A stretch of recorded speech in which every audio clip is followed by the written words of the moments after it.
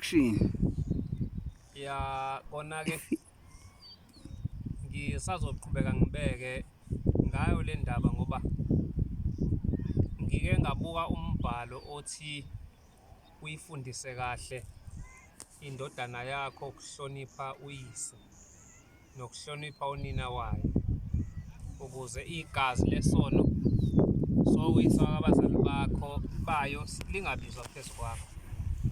Lo mbhalo lo mangase ngithi ukunweba ujule kakhulu. Awugcini la ubona khona uthi uShembe ngifuna ingane yomfana iganwe inkosazane yakuleli bandla ukuze kwande lenkolo ubuNazaretha bungapheli. Lo mbhalo ke ufuna wena mzali ufundise mina ongizele ukuthi ngikuhloniphe uze ungifundise nanokuhlonipha inkolo kaShembe. Khona abantu namhlanje engakutshela into ongeke uyikholwe ukuthi la bekhona abafikile la bebefuna ukuya khona laba besebenzela ukuthi baya khona bafuna ukubona uShembe kodwa babanjwe yimini ukuthi la emhlabeni ngona into kaNkulunkulu. Abazange bangifundise ngoba inkolo mina ngiyincele kubona ubaba wami noma wami ngicela ukubanika umqhele.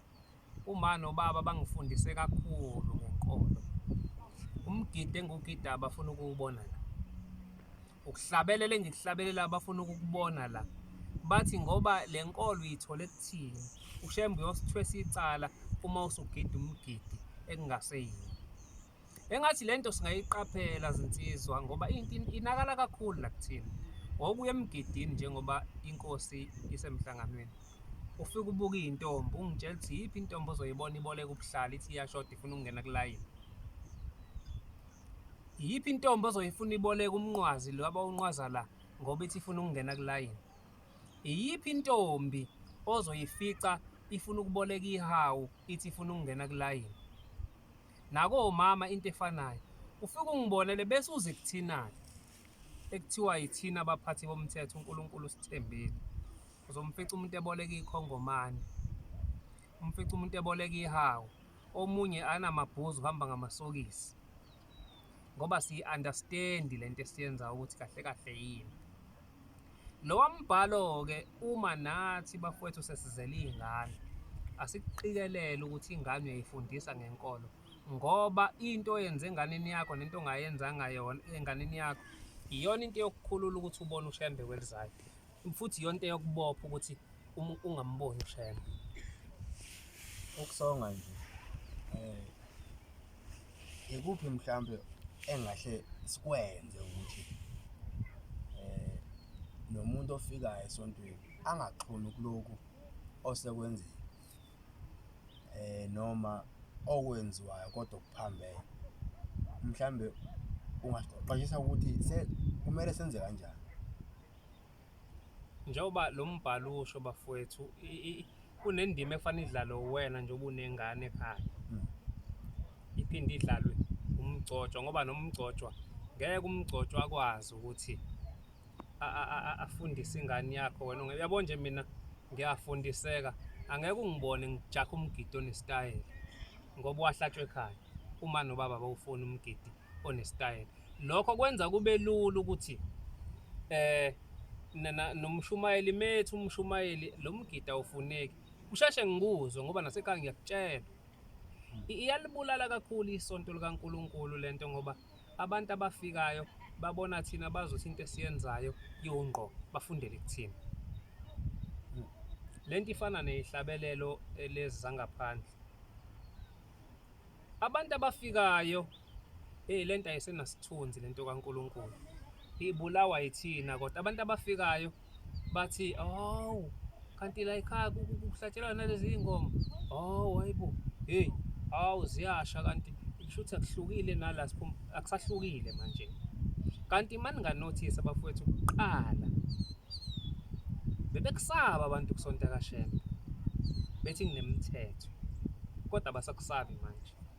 Akumina nawe esenze bangakusabi uyajabula noShembe uma silulaza intweni kanti ithi inkosi ilanga ayifuni izwi likaShembe libe yisekeni. Ngabeka nawe mfowethu ngokuqwashisa nawe.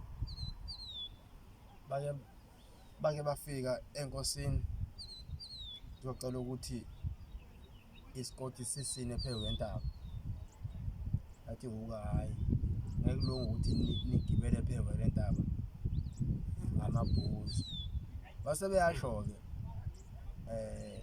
ababebika ukuthi cha, lo mgidi inkosi iy'ngane ziyawuthanda and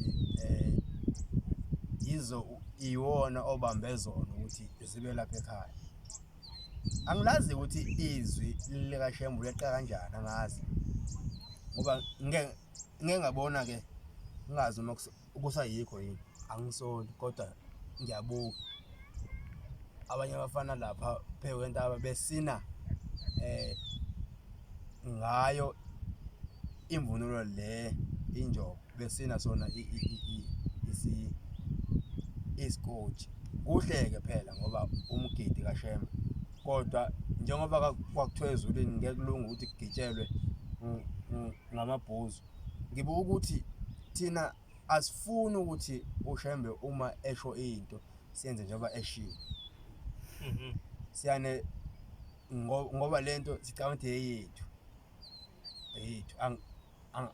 angazi noma mhlampe uma sihlalela izwi likaShembe kungaba njani mhlampe enqizeni zethu, ngoba uma singawushintshi lo mgidi sibuyele la ekade kuyikhona. Yabona, ngiyafisa ukuthi mhlambe kuthinte abafundisi abadala noma obaba abadala basitshele ukuthi kade kwenziwa kanjani, ngoba manje sithatha into esenziwa obani abaphathi abakhona manje bonke basha. Akubuyelini la athi uShembe bafa bonke kuvela abantu, angazi kodwa lelo gama linzima. angazi. Kodwa-ke bafowethu, cha, ake sizameni ukuma ezindleleni zasendulo sibuze indlela Ekwakhanjwa ngayo hleze mhlambe singaphili ukuze sitholele imiphefumulo yethu ukuphumula. Akungibeke lokhu kokugcina-ke, ngenzela ukuthi nawe oyizwayo le nkulumo uma ngabe akuvuma usuke kusizana lungile hlala, kodwa ozosuka kusizana onenhlanhla. Uthi omunye umama uthelele wazibona ngaphandle kwasekhala umphefumulo, kwasekuqhamuka amaphara amabili, elesifazane nelendoda. Uthi ngase ngiswele ukuthi ngizocashaphi la. Uthi ngithe ngisenjalo babeshesha labantu bezwe, bathe uma befika eduze kwami ngase ngibona ukuthi hayi bo, ubaba nomama, njalo ukhokho wami nokhokhokazi. Uthi bazacile, uthi base bethi ungathuki. Uthi ngase ngilalela, uthi uyasibona njengoba sinje thina umndeni wasilahla noShembe wasilahla ezulwini ngoba sone kuphakamile. Uthi-ke silambile njengoba usibona sizace kanje.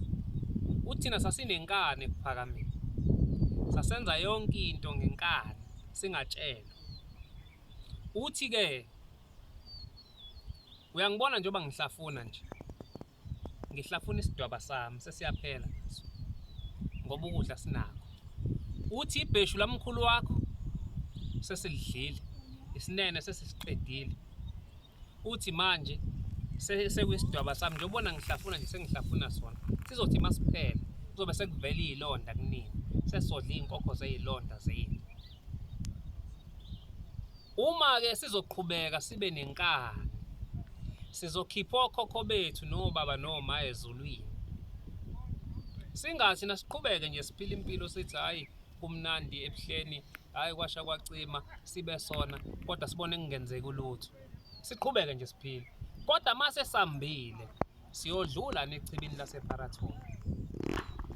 Umbuzo kufanele siyibuze wona bafowethu, singa-enjoy ukuthi silandele uNyazi 100% uNyazi. U100% asiwuveze isithi masithi siyalithanda uNyazi 100%, asiluveze ngokugcina imiyalo yakhe.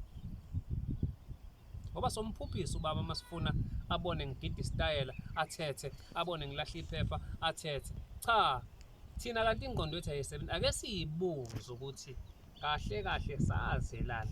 Kufana nokugida umgidi, yabona manje kufakwa ikhangoli, kufakwe imblaselwa, kufakwe ibhuzu, bese kuthiwa inhlanhla yesoni ekaShembe.